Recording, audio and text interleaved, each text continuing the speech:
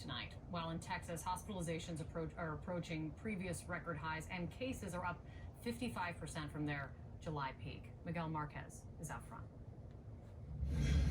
Houston's United Memorial Medical Center. Patient after patient on a ventilator. Their lungs devastated by COVID-19. This is stuff that you have is from deep inside the lungs. This your test? This is COVID. This is COVID. This is what COVID looks inside the lung. If you see it across the light, you can see a lot of mucus and some cells. The lungs swollen and red in this elderly patient. The sample will be sent to a lab to find out what else might be happening in their lungs. The question is are they not healthy just because of COVID, or is there a secondary infection, which is common? We visited the same hospital in late June. Then 2 wings of the hospital had been transformed into COVID-19 wards. Today, prepping for what's to come, there are 3. The next 6 weeks are going to be the darkest weeks in modern American medical history. Even though the vaccine's being rolled out? Absolutely, because think about it. The vaccine is going to take you between 6 and 8 weeks to get immunity. Well, I mean, we're right during Christmas, where people are not listening. About 40% of patients at this Houston hospital are from other parts of the state, reeling from overwhelming illness. Across the Lone Star State, cases exploding, the 7-day average of positive cases hitting records far above where they were in June.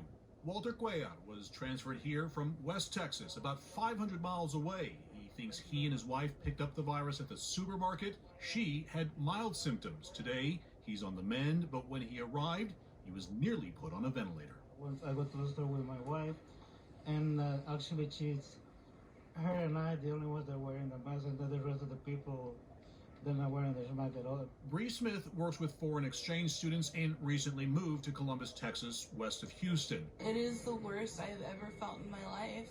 She, too, thinks she got the virus while shopping. She has a husband and 3 kids. She wasn't sure she'd see him again. I love you very much, and I miss you so much.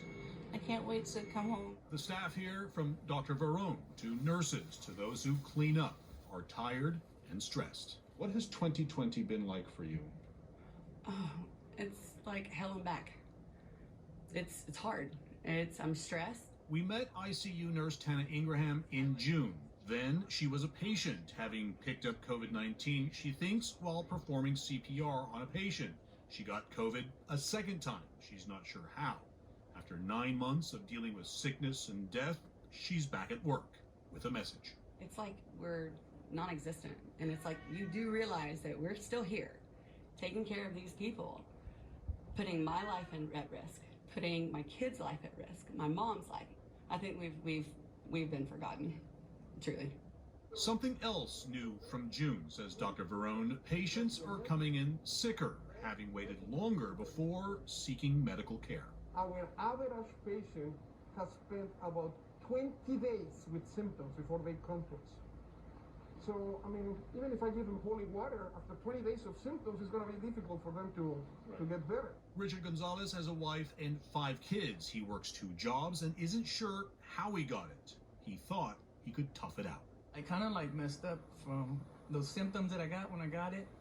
I should have went to the ER room or the hospital right away, but I didn't. I laid in bed thinking it was going to go away